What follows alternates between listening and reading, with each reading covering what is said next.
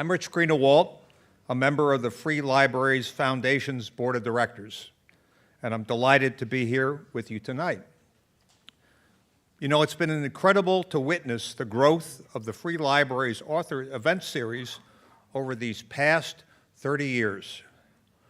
What first started out as a small offering of lectures is now a robust lineup of events with acclaimed novelists, historians, and public figures. And tonight is no exception. These discussions connect, inspire, and challenge us, addressing timely issues in the public, civic, and humanities. Through in-person events right here in this auditorium and online archives of podcasts and videos, the Authors Events program reaches millions of people worldwide.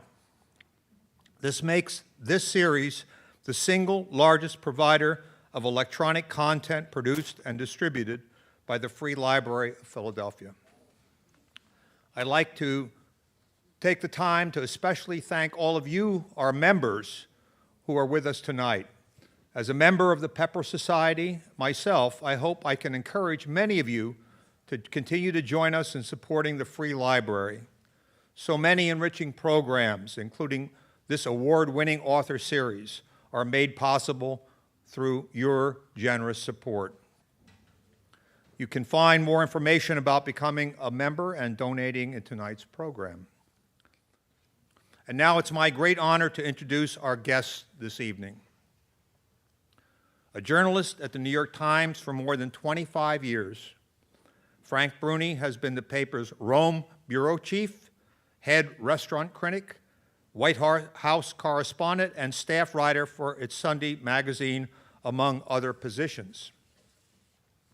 His best-selling books include Ambling into History, The Unlikely Odyssey of George W. Bush,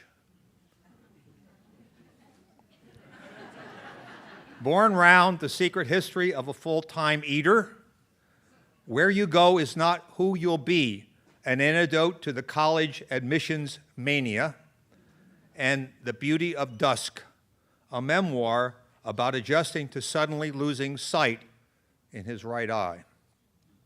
Also currently a professor of public policy at Duke University and the writer of a popular weekly Times newsletter, Bruni formerly worked as a Pulitzer Prize-nominated writer for the Detroit Free Press. In The Age of Grievance, Bruni examines the ways in which the blame game has come to define American politics and culture. Joining Bruni on the stage this evening is Karen Heller. Heller is the former national features writer and current contributor to the Washington Post, was formerly a Metro and features columnist for the Philadelphia Inquirer, and was a finalist for the 2001 Pulitzer Prize in Commentary. We're so pleased to have them both with us this evening. So please join me in welcoming Karen Heller and Frank Bruni to the Free Library stage.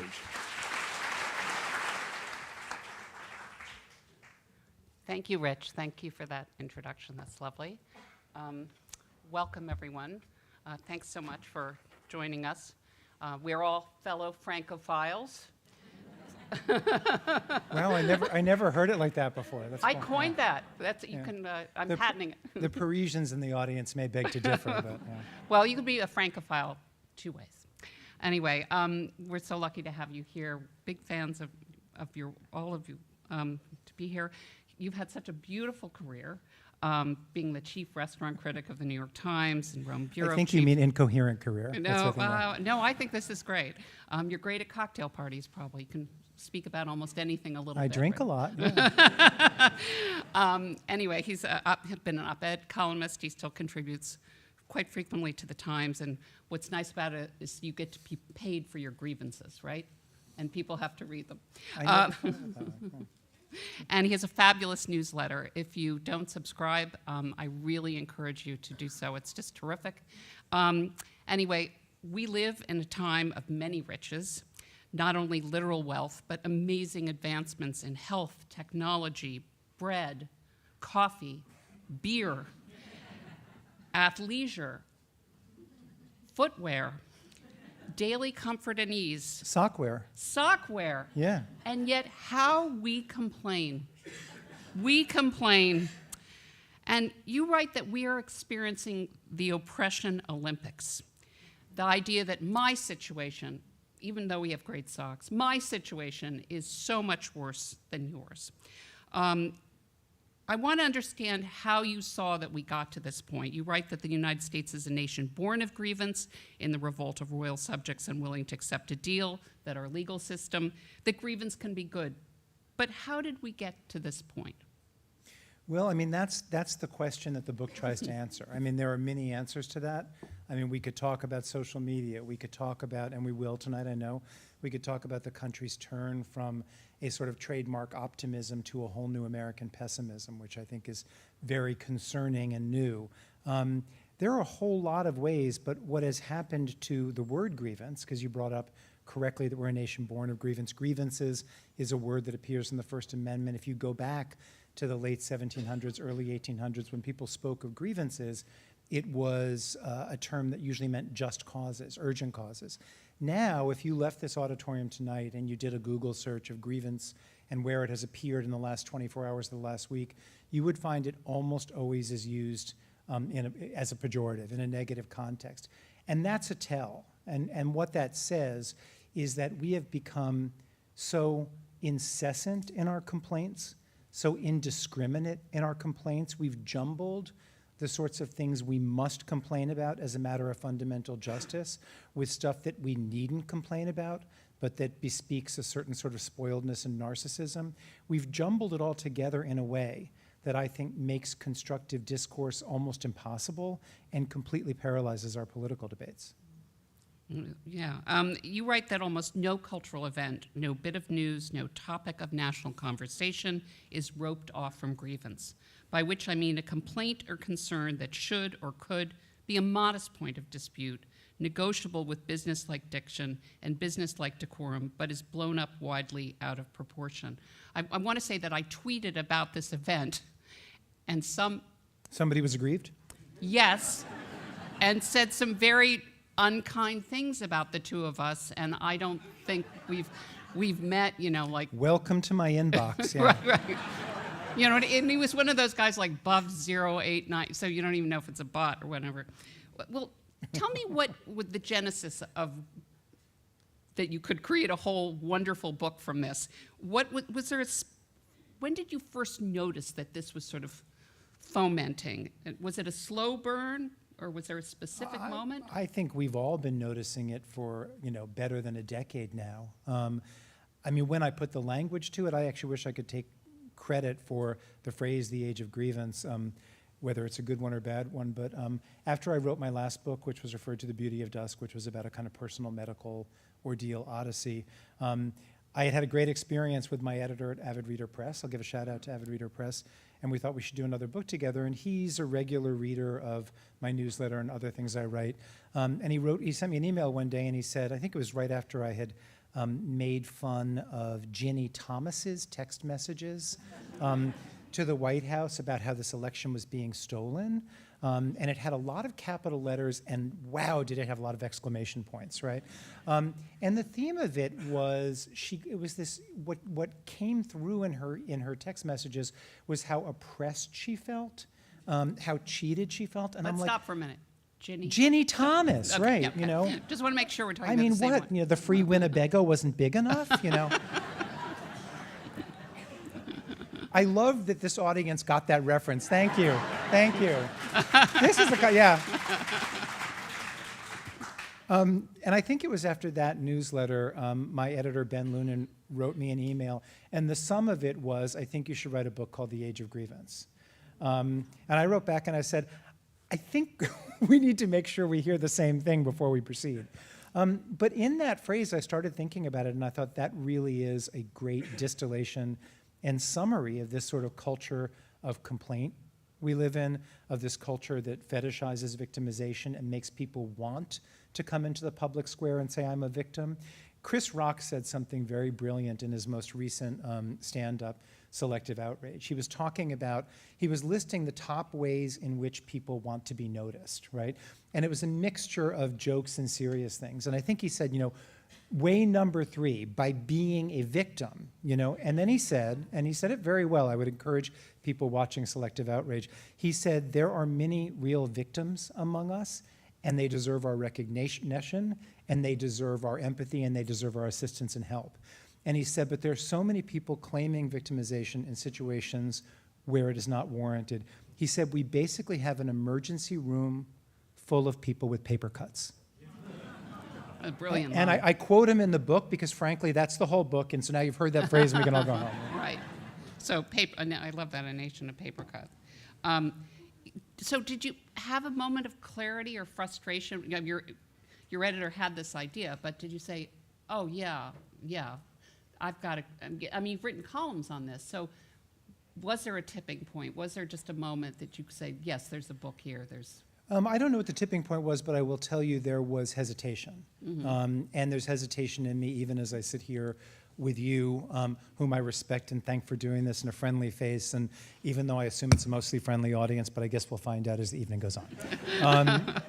My hesitation, because I think there's something really difficult about having this conversation that I tried really hard in the book to get right, but I don't know if I did, which is it's really important to recognize and talk about, as I do in the book, that this impulse to define yourself by how you've been wronged, to shout about how you've been wronged as loudly as possible with the idea that they who shout the loudest and use the most hyperbolic language win the day. This impulse to name who's wronged you and chart a revenge against that person or those people. This exists across the political spectrum, and I felt it was very important not only to talk front and center about the MAGA movement and what happened on January 6th, which I refer to as the grievance prom, and I think that's what it was. But it also exists on the left, and it's important to call that out too. My hesitation, and to me the great challenge in having these conversations, is while it is a pan-partisan phenomenon, that does not mean it's equivalent on the right and the left. I believe it poses a much greater danger on the right. Right now it is on the right that you see the preponderance of organized political violence.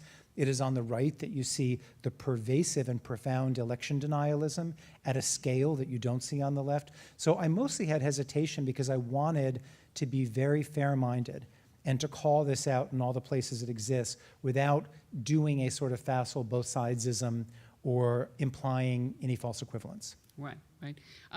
You talk about how people have started to vote not so much for a candidate, but against one, rather than having, a real belief that this person can represent you and contain, your values and whatever. We're kind of negative voting.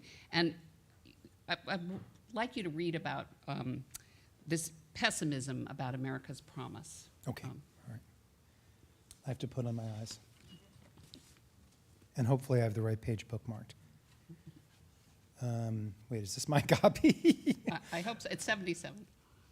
It's page, what, 77? Mm-hmm. I thought oh, there it is, okay. American dream, American exceptionalism, land of opportunity, endless frontier, manifest destiny. Those were the pretty phrases that I grew up with, words that appeared not only in political ads, but also in history lessons and elevated analyses of the American psyche. We welcomed newcomers, or at least didn't tightly seal our borders, because we weren't as worried as other countries might be about having enough to go around. We were always making more. We were always making better. We were inventors, expanders, explorers. Putting the first man on the moon wasn't just a matter of bragging rights, though it was indeed that, and we bragged plenty about it. It was also an act of self-definition, an affirmation of American identity. We stretched the parameters of the navigable universe the way we stretched the parameters of everything else. That perspective obviously was a romanticized one, achieved through a selective reading of the past. It discounted the experiences of many Black Americans. It minimized the degree to which they and other minorities were shut out from all this inventing, all this expanding, all this exploring. It mingled self-congratulatory fiction with fact, and it probably imprinted itself more strongly on me than on some of my peers because of my particular family history.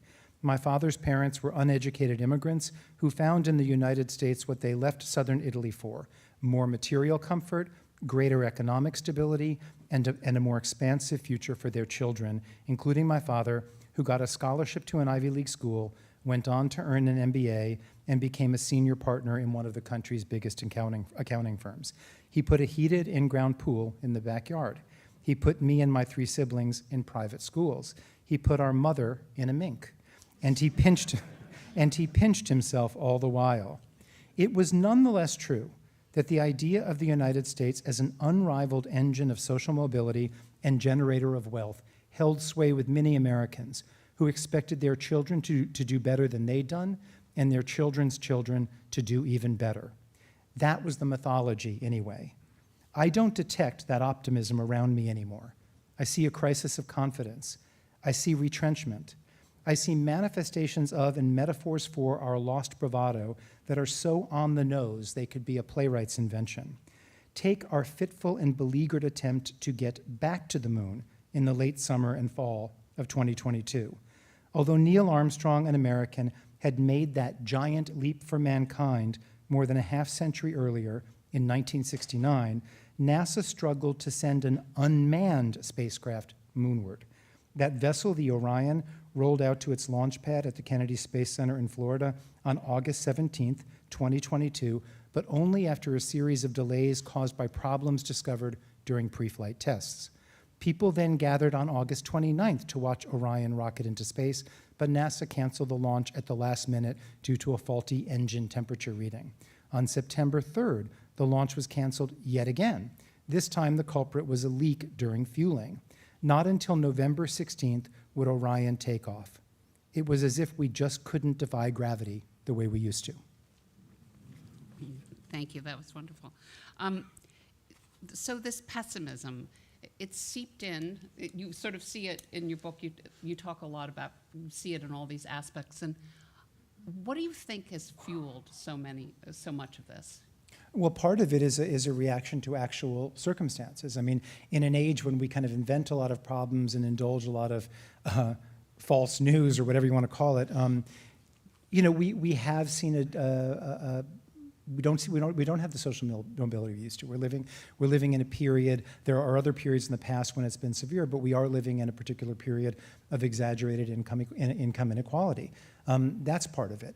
Part of it is also we're kind of a mature civilization. I don't want to, that makes it sound like we're grown-ups. We're not acting like grown-ups. I mean mature in the different sense. And I think at a certain point, the American promise of better, more, bigger, it kind of bumps up against the limits of the universe, so to speak. But I think the best illustration of just how much the American psychology has changed. For decades now, I think it goes back to the 70s, I pinpointed in the book, the Gallup organization has several times a year, 3 or 4 times a year, taken a very particular poll that asks Americans if they are generally satisfied with the country and with their lives in the country.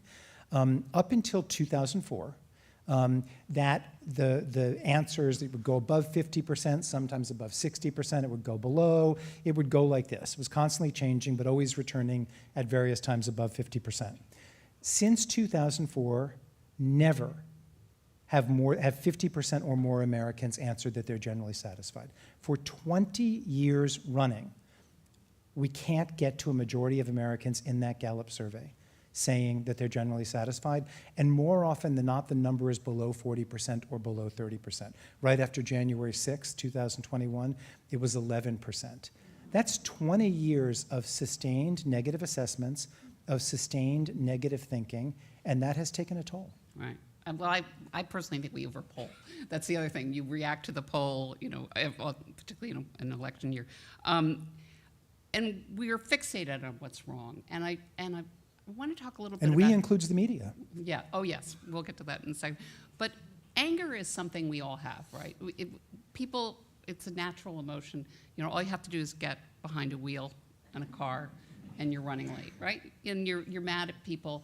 But I wonder why anger has become such a dominant force in the American dialogue, and what contributed to all of this? Because we were raised, most of us are raised in a certain way to be polite.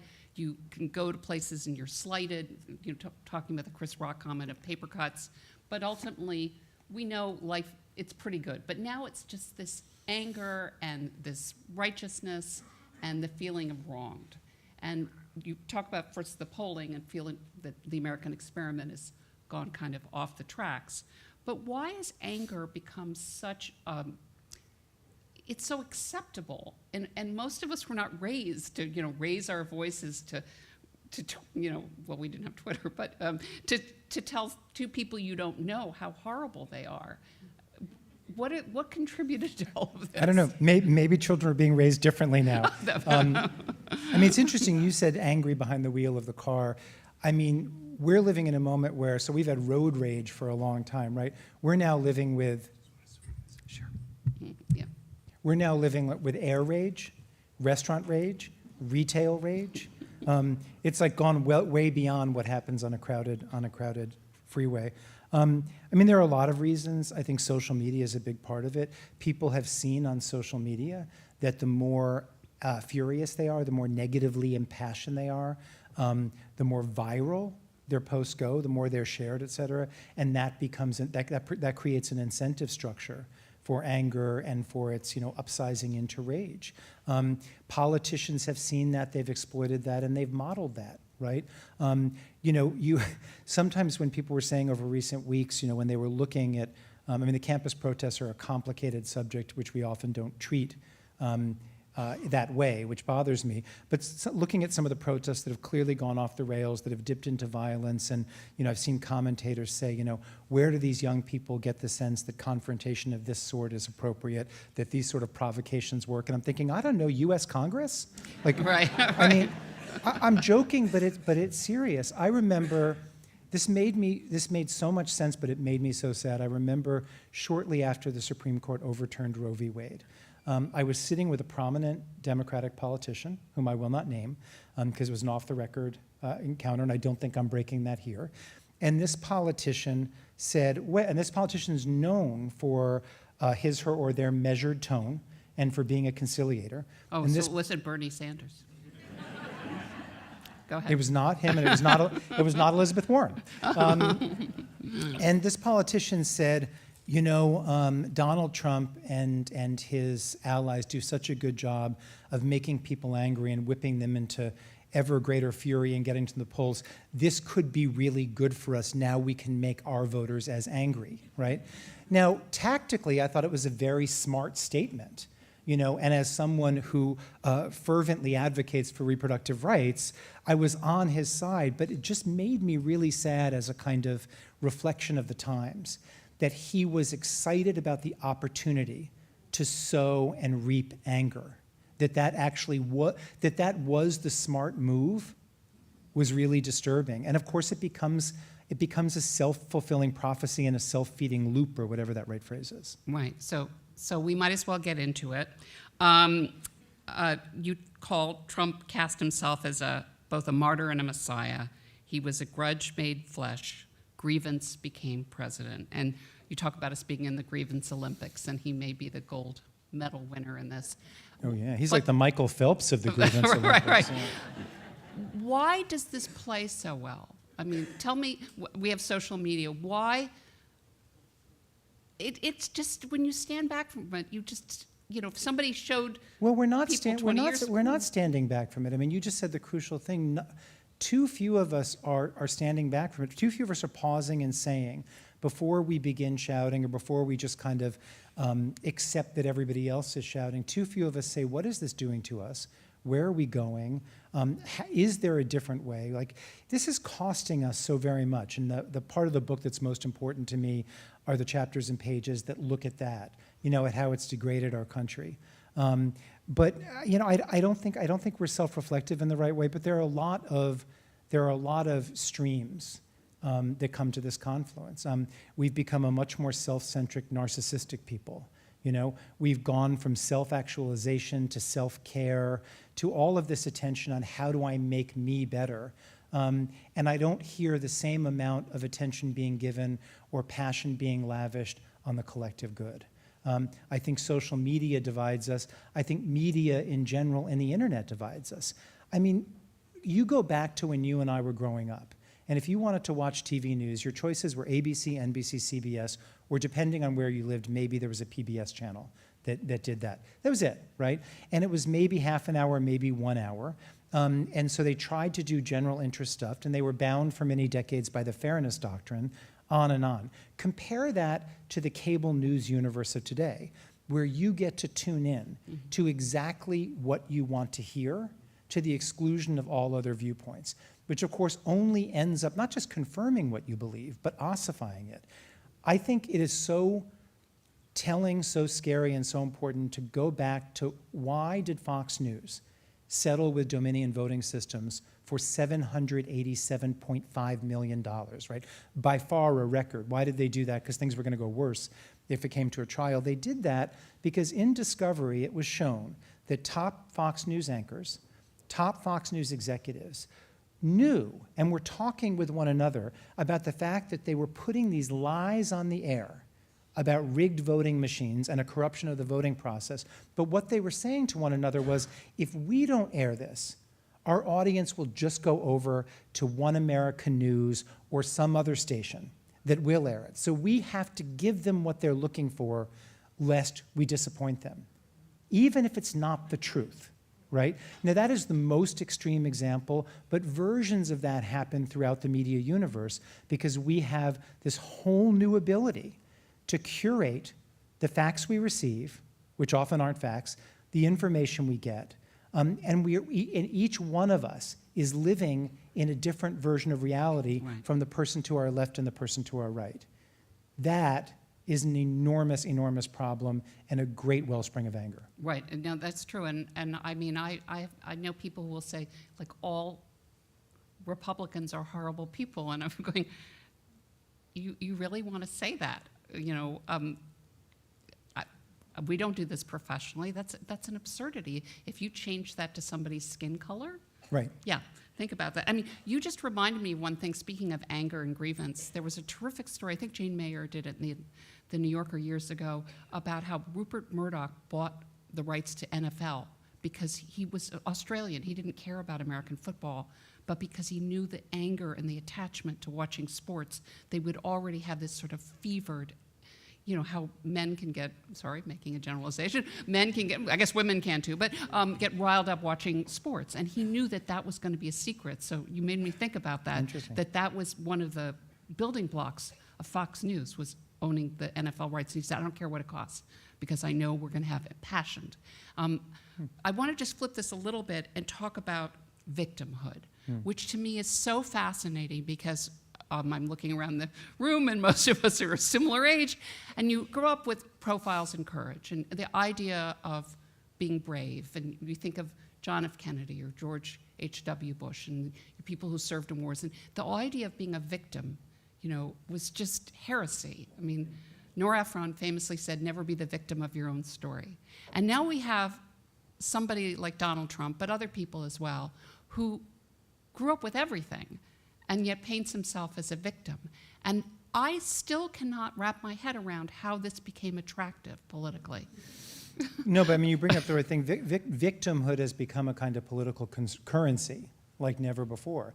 And you're right, I mean, it's the cornerstone of his entire political identity. It works. I mean, this is a sort of like, he is both the result of a mindset and he is the accelerant and the multiplier of a mindset. But it worked for him because there were all of these people in America who felt like victims. And he was basically saying, I'm your symbol. You feel like victims, and you've identified your victimizers, and guess what? Those are the people who say I have no business doing this, who look down on me, who speak of me in the most mocking and derogatory ways. And so by getting behind me, you're getting back at them. This was his political pitch on some level from the very beginning, and he kind of distilled it perfectly about 1.25 years ago when, kicking off this current campaign, he said, I am your retribution. What that meant was your ultimate revenge against all of those elites who are oppressing you is to saddle them with me again, you know? It's just extraordinary. I mean, again, if you went in the Wayback Machine, you really say victimhood,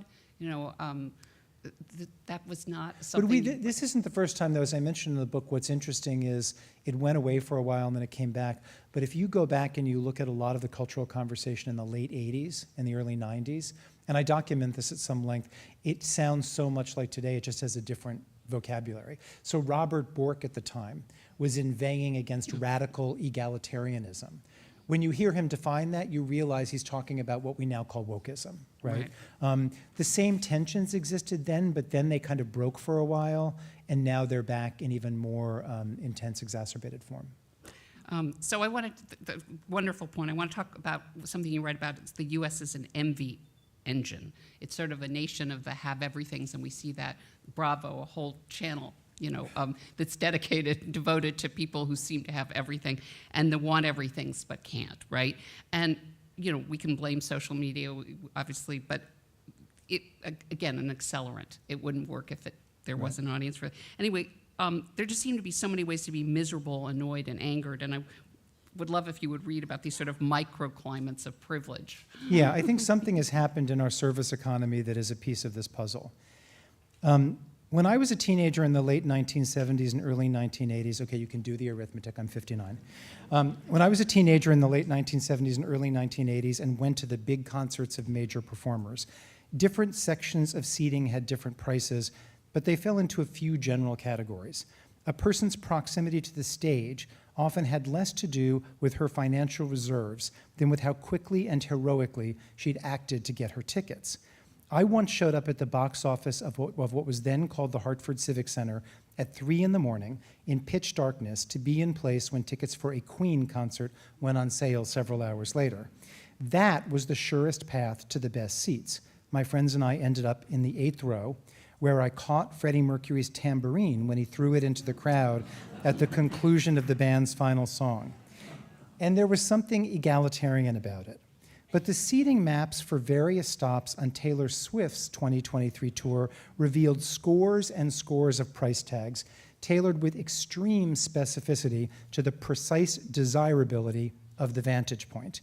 The highest ones were many thousands of dollars above the lowest ones, a family of 4 or 5 posting photos of themselves among other ecstatic Swifties as showtime neared, was in some cases announcing to the world its ability to drop $10,000 or more on one night's entertainment. But while the price range for Swift exceeded the price range for a garden variety superstar, the exacting tiering of the experience was a common phenomenon in the world of live music. When I was a teenager, school essentially came in 2 sizes, public or private. Now, private is the starting point, with many costly but broadly applied add-ons: the tutors for special subjects, the separate tutor for standardized exams, the individual sports coach, the independent college admissions consultant who, for a hefty fee, does more plotting and pacifying than the counselors already on the school staff are able to. When I was a teenager, you were posh if you belonged to a private gym versus, say, the YMCA. The brand of that gym and the level of your membership weren't relevant. Now, Planet Fitness and Equinox are solar systems of pampering apart. And at some of the equinoxes of the galaxy, different clients pay significantly different sums for personal trainers in accordance with that ab whisperer's determined gradation of expertise. Those clients can also pay a surcharge for a better locker room, a surcharge for certain other sanctums. And none of that is unnoticed by or unnoticeable to the other customers. Its noticeableness is perhaps part of the point. Aspiration and perspiration go together. The emphasis of the American economy may have changed over the years from manufacturing to services, but one product we make in abundance is distinctions. That's terrific. Yet I think we've always had these caste systems, obviously. I mean, there was actually, people came over in boat in steerage, and Right. people came over in boats in worse than that. But I think we're Kate all now. Winslet and Leo were in different sides of the Titanic. That's so, right. yeah. And there was slavery. But now we're also made aware, and you see sort of the degradation or the privilege is the point, right? It's crazy. I mean, we have done this sort of like fine-grained tiering of the service economy. Think about the airport. You know, think about, I begin that chapter that passage appears in, imagining the Joneses and the Johnsons going to Disney World, and how from the moment they arrive at the airport to the moment they get to the amusement park, every aspect of their experience is different. The Joneses have paid at every juncture to just glide through everything, and the Johnsons are on long lines. I mean, if you go to an amusement park today, there are these people who, while you're sweating in the sun, waiting hours for Space Mountain, are zooming to the front because they've paid for some, I think it's called the Genie Pass, right? There was no Genie Pass when I was growing up. And I think it is one of the existence of this sort of tiering, these sort of microclimates of exclusivity and privilege, I think are really potent engines of envy that explain some of the anger we're talking about. Yeah, and another thing is that everyone has a take, right? You know, everyone has an opinion on everything. Like the minute that Taylor Swift, I've never had an opinion. Never. No. You get paid. That's a great thing. Or you know, I've read so many takes on Taylor Swift or Beyonce. It's like we overanalyze things to death. But it's sort of a an exhausting array of beefs. But before we get to questions, I want to have a little bit of hope. I'm sure some of these questions about some of the remedies for this that you mention in the book. If you could share with. I'd be glad to, thank you. But I also want to say Taylor Swift gives me hope, seriously. If you look at what a phenomenon her concert tour became, and if you think about how many people you knew who were going to it, and if you think about how interested diverse people were in being kind of fluent in Taylor Swift, she's a phenomenally talented human being, but that was about so much more than her talent. What I saw in that was just such a fierce desire to have a common conversation, to have something we could all talk about. She was a sort of water cooler show that no longer exists. And I hear 60-year-olds, I hear 6-year-olds talking about Taylor Swift. And in their desire to talk about her and in the joy with which they talk about her, part of what I hear is this real yearning to once again be kind of reading from a common playbook, to be having a shared conversation. So I think there's a lot of hope in that. How do we get to that shared conversation? I think there are all sorts of things we can do across many different fronts of life that we're just not committing to. There are political reforms we need to do away with gerrymandering. We need to think about the way our primaries are set up and how they reward extremist candidates. There was a great story in the New York Times within the last 3 weeks. Some of you will probably remember it better than I do, and I can't remember the precise timing, which looked at what has happened in Michigan over the last 5 years in terms of pushing back against gerrymandering, in terms of making the state more representative and not a model for minority rule. And all of those things happened because of citizen movements and because of the passion and persistence of voters themselves. That needs to happen in more states. That's a really, really hopeful story. We need to do things in terms of the way, whether it comes to how we spend government money, how we design cities. We need to incentivize people from diverse backgrounds, crossing paths, rather than doing what's happening now, which is being sorted ever more narrowly into enclaves that never interact with each other. We can incentivize those things with certain kinds of government action, certain kinds of spending. We're in a library, right? I write about libraries in the book because I think they're one of the last bastions where you actually, if you go to a library, you run into a lot of people who don't look exactly like you, who aren't the same age, who don't make the same amount of money. It is tragic how few environments like that exist, but we can invest in public buildings, public spaces. There's a great book. I'm going to mispronounce his last name. There's a reason I write and don't do TV, because I can't pronounce anything. But Eric Kleinenberg wrote a great book a couple years ago called Palaces for the People, and it's all about the power of investing in public spaces and public structures. That's another thing we could do. Last thing I'll say, many politicians have talked about a national service program. People kind of think that's never going to happen because if we made it compulsory, it would never happen. You can have a national service program that is not compulsory, but that has such elegant incentives built in that, in fact, you get a critical mass of people to do it. We need to think more about that than we have. That's great. And one last thing, then we'll go to questions, is about humility. You end with that. So can you talk a little bit about that? Yeah, I think part of what we're experiencing is a crisis of humility. The idea too many people believe that they are right and everybody else is wrong. That is unhumble. Too many people think the world, society, politics should conform precisely to their liking. That is not the way life works, and that's unhumble. I mentioned January 6th before, the grievance prom. When you look at that day, what we saw was violent, it was frenzied, it was savage. I think above all, it was unhumble, because those people were basically saying, if the country voted differently from us, well, then that's the wrong way, and we're gonna get the result that is the right result by any means necessary. But as many of them couldn't fathom that a majority of people in the country would vote differently than they had, and therefore it must be a lie, it must be rigged, that is profoundly unhumble. This is a little off topic, but would you mind sharing just one story about your dog?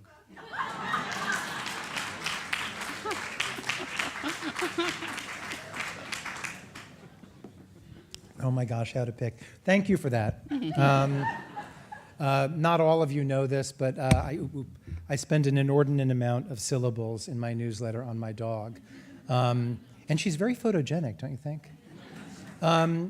I don't think I've ever written this, but she has this wonderful habit, which only lasts about 5 minutes, when she's very happy and excited, when we play fetch with her favorite rope ring.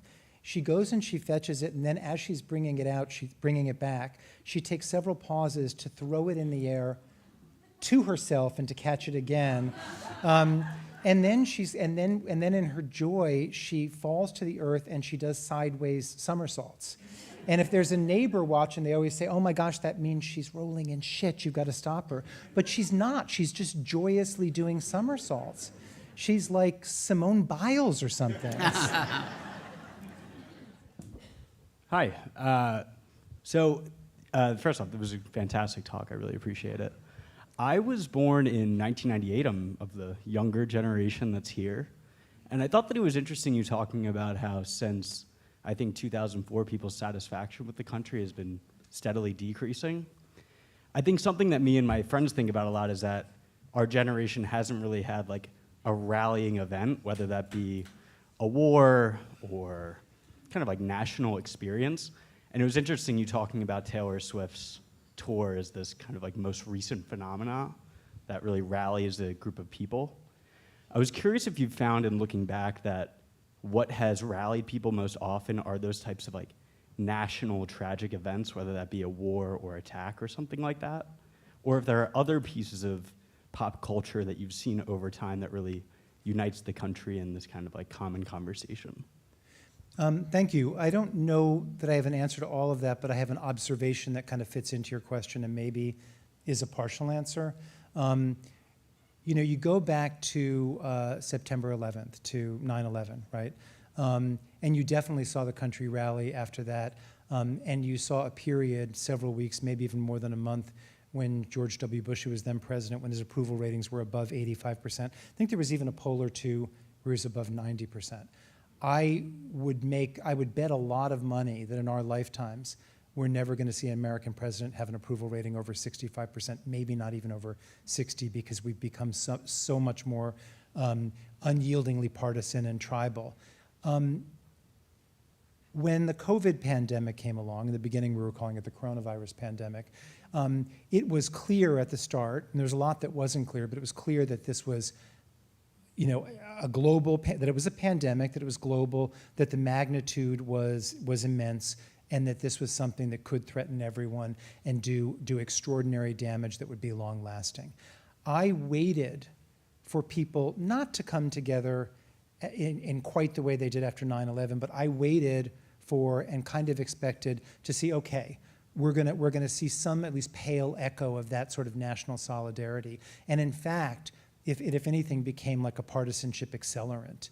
And I think it's a good indication of how much has changed. I'm not sure, given how politically tribal we've become, given how ruthlessly sorted we've been by the internet and social media, given the examples that our politicians are setting, which are not good examples, I'm not sure one of those sorts of events you refer to would do today what it has done historically.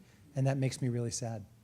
Yeah, I thought January 6th had the potential because both Republicans and Democrats were threatened. Mike Pence was, and it didn't happen. That's an even better example. No, in fact, immediately it became dueling narratives, right? Thank you, Frank, for being here. Just a quick question, which is, you mentioned about ossified media. You said you're not a TV guy, but I assume you're at least trying to get on Fox to at least promote the book, right? So, but Wait, what did you say? I should go on Fox? Yeah, exactly. You should. I haven't gone on Fox. No, Did yeah, they well, ask you? right, They so- haven't asked me, so I haven't had that moral dilemma. But in the, but that's what I was gonna. If you were asked, would you go, and how do you think you'd be treated on a right-wing media ecosystem? That's a great question. If asked, I would go, and I will tell you why I would go. I mean, would I like to sell more books? Sure. I'm a human being. Oh, I want to interrupt to say that he's number 6 on the New York Times bestseller list.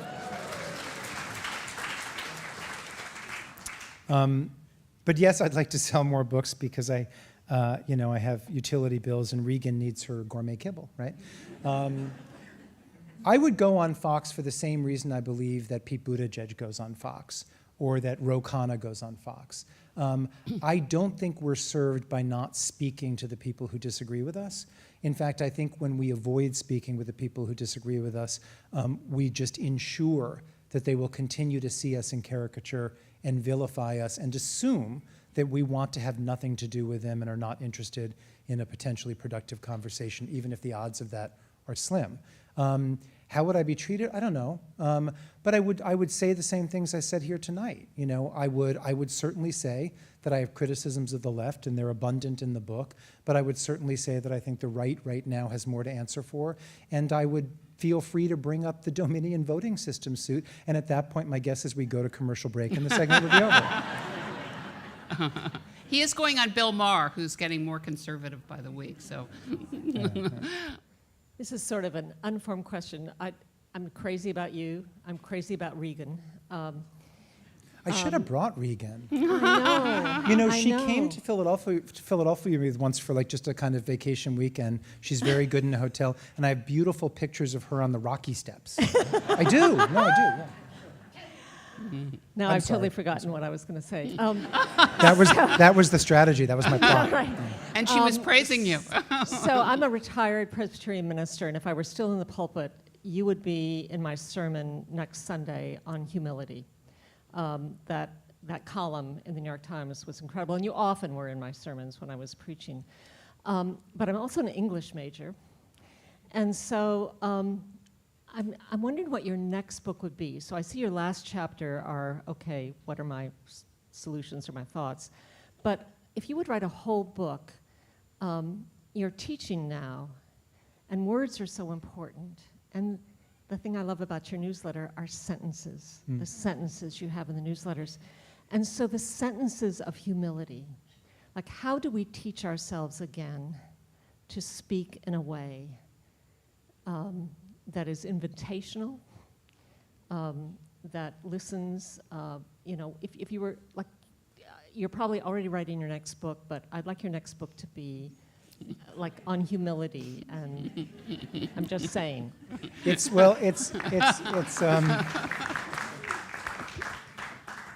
funny you say that. I have not committed to my next book. I do have a fairly developed idea, but I will tell you that about 6 months ago, I said to my agent, the thing on humility you read in the Times was from the book. It was words from the book. And I said to my agent, as I wrote the book, the chapter that meant the most to me was the final one on humility. And I really wanted to kind of sit and stay with that longer. I think my next book should be on humility. And she said, no one will buy it. Next idea. Oh, that's so funny. So maybe I should go back to her, but I was on Team Humility until I was slapped down. But I think, just to give you a slightly more serious answer and then to move on, I think some of the things that we don't teach adequately in school are in fact vessels for humility. I think when you teach history in the proper way, you are teaching people to be humble. You are reminding them that their moment in time exists in a much larger context and is informed by everything that came before. When you teach citizenship and civic duty in a correct way, you're teaching humility. So I would like to see us get back to some of those things which sound like some curmudgeon's kind of fussy wish list, but I think they're really fundamental to civic health. I want to ask you about a grievance that's gotten a lot of attention recently. The president apparently isn't real happy with the New York Times. And I wonder if you talk a little bit about that. So you're talking about, well, I mean, the president isn't unhappy with the New York Times for a number of reasons. So seriously, what exactly? Well, there was a widely reported story that the Times was mad at the president. They were mad about access, yeah. About access, that he wouldn't do an exclusive interview with the Times. Well, actually, now, I mean, I should say here, I write regularly for the Times. I'm not on staff, and even when I was on staff, I'm not privy to the discussions and the details at the highest levels, and I don't speak for the news organization. My understanding of what happened there is they were complaining. I'm sure it was out of self-interest, and I'm sure they wanted the interview to be with the Times, but they were complaining more widely about the lack of media interviews Biden has done, period. About the fact that he ranks near the bottom of recent presidents, if not at the bottom, in terms of doing press conferences, in terms of doing interviews with independent, large, the most venerable news organizations. And they're right about that. And I think they are right to bring that up, and they're right to press about that as a matter of democracy, not as a matter of Times self-interest. So if the president's unhappy with the Times because they're saying you're not being transparent and interacting enough with the media, I'm going to take the Times' side there. Is it everything? Does it mean we should all go out and vote for Donald Trump? Not in my opinion. But I think it's a legitimate thing to bring up, and I think it's important. I thought you were going to go somewhere else with this question. There's been a lot of debate since the beginning of the week when Joe Kahn, the executive editor of the Times, gave an interview to Semaphore. And the question seemed to be like, are you abetting a possible victory by Donald Trump and thus essentially doing an unpatriotic thing by covering Biden critically? And he was saying no, and I'm on his side with that too. Again, not because I'm worried for my job or whatever. We will have no credibility and no voice when we criticize a politician, be it Donald Trump or any other politician, if we openly sugarcoat and censor ourselves in the interests of a given outcome. I believe, in terms of things I write, I believe that when I occasionally weigh in on Joe Biden's age and say that it is not ideal for him as a candidate right now, that it's hurting him, and that it is giving some voters pause, I get readers emailing me saying, how dare you, do you want another 4 years of Trump? No, I don't. But I'm not paid to work for either campaign, and I believe I'll have more credibility when I weigh it in against something if I'm honest about the shortcomings as well as the virtues of the person I may end up voting for. I thought that's where you were going to go, and I wish people would understand that journalists are not campaign aides. And if they start becoming campaign aides, that is not going to lead anywhere good. Thank you very much for your remarks. You've done a great job of describing the uniqueness of American politics and grievance in America today. Has grievance metastasized to other countries? I'm going to answer, because I know we're going to run out of time, I'm going to answer that in one word: Brexit. But yes, I mean, throughout Western democracies, but I mean, we had an echo of January 6th in Brazil. In fact, we had something happen that was exactly the same, almost. I mean, pretty much exactly the same. In many Western European countries and Central European countries, you see the very same tensions you see here between a MAGA-style populism driven by grievance and other forces. So yeah, this goes beyond the United States. I think we are the most intense and fascinating laboratory for grievance. We're number one. Yeah, we're number one. But no, I mean, for reasons we should sort of be proud of, this is a country that makes grand promises, right? That's part of what's so special about it. But with grand promises comes the very real possibility for disappointment, right? And I think that's part of what we're seeing here. Our very kind of aspirations and ideals become a problem when we fall short of them. It doesn't mean we shouldn't have them, and it certainly doesn't mean we shouldn't keep striving toward them. But it is one of the explanations for why I think we're so quick to feel frustrated and so quick to feel shortchanged, because our country promises so much. Okay, this goes back to the question about, was there some big event that should have brought us together? And what came to mind for me was the 2008 mortgage crisis, where what happened was that, the country was on the brink, and they bailed out the rich people, the bankers, which kind of needed to happen, but then didn't help the regular homeowners who were underwater, and you couldn't refinance because you couldn't show that you couldn't refinance to lower your mortgage rate. So I feel like that generated a lot of resentment and anger that set aside, like, oh, those people and everybody else is left behind. So I'm just wondering, if you feel like that's contributed to that was early days of the beginning of the resentment. Agree entirely, and I talk about 2008 in the book. You're absolutely right, and you described it exactly perfectly. I mean, remember, 2008 is what begat the Tea Party, and in some sense, the Tea Party is what begat the MAGA movement. And I say that in a way like we may, and certainly manifestations these days, and a portion of the MAGA movement that strikes many of us as absolutely bonkers and reprehensible. But if we're trying to understand how it got there and the full movement, we need to acknowledge what you just acknowledged. It didn't emerge from just madness. There are socioeconomic reasons. There are the way the government responded to a crisis reasons. There are real reasons why that ended up being. And if we were a little bit better about understanding and acknowledging that, we might have a better and more productive, constructive response to it that could lead us to a healthier moment. Thank you. Thank you, Frank Bruni. Thank you all for coming.